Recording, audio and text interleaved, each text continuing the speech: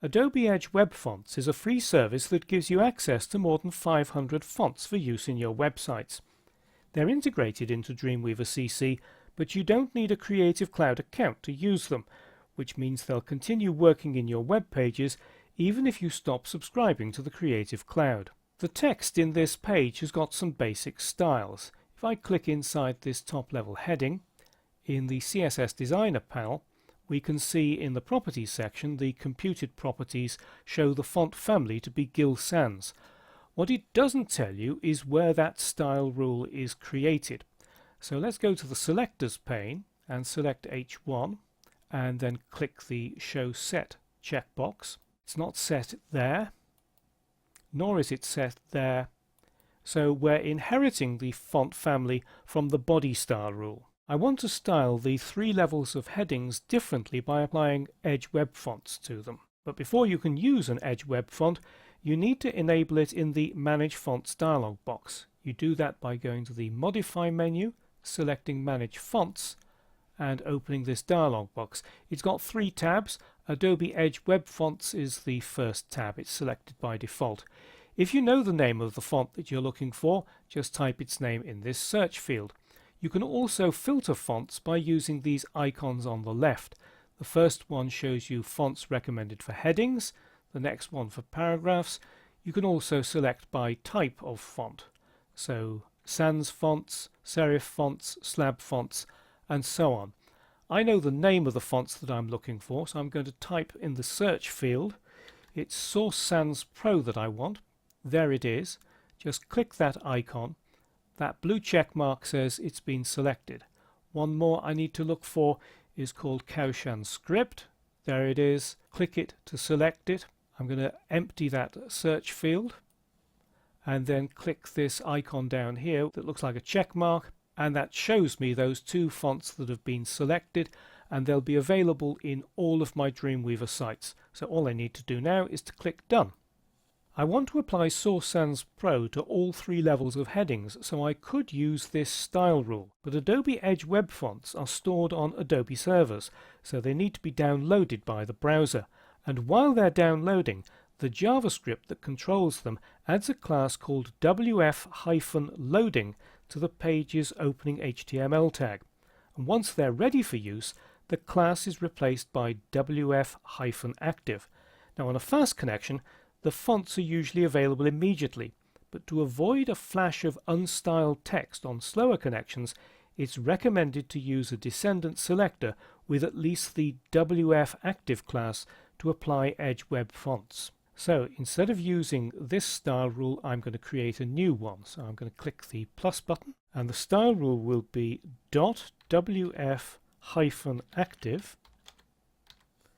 space h1, comma, and then that same class .wf-active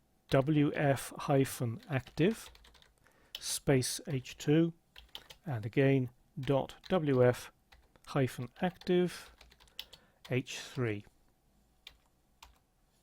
Deselect Show Set, and then click the text icon and its font family. If we click that little default font there, it opens that menu, and we can see that Source Sans Pro and Kaushan Script have been added. Select Source Sans Pro. Now the font hasn't yet changed. That's because we're in Design View. Edge Web Fonts are shown only in Live View, so let's turn on Live View. And the font certainly looks very different, but it's actually rather light. So let's have a look and see what's happening. Select highway.css, there's that style rule. Select Show Set, and the font weight has been set at 200. That's the equivalent of extra light. So if we open that little menu, we can see the available font weights. I'm going to select 600, which is semi-bold, and that looks a lot better. The available font weights depend on which font you've chosen, but 400 is normal and 700 is bold. Now I want to apply Kaushan Script to this first word here, Pacific. So to be able to do that, I need to wrap that in what's known as a span tag. First we need to get out of Live View, select that word, right click, wrap tag, and then start typing span. There it is in code hints. Press enter or return twice, and that is now wrapped in a span tag. Span is simply a device for selecting a small part of text that you want to style differently. So let's create that separate style rule. Select highway.css, click the plus button, and it's going to be .wf active. We've now got a code hint for that, so I can select that, then space h1 space span. Deselect show set, go to text, and the font family that I want is Kaushan script. This time the font weight is automatically set to 400, which is normal, and now turn on live view, and there we are, the first word is styled completely differently. One final thing you should do when using Edge web fonts is to go to commands and then clean up web fonts script tag. Just select that and run that little command. What it does is it removes unnecessary font weights. Originally when I used Source Sans Pro it set the font weight to 200. I'm using only 600, but if you leave it without running that script you'll download both font weights, which is unnecessary. So using Edge web fonts is an easy way to give your text a distinctive look.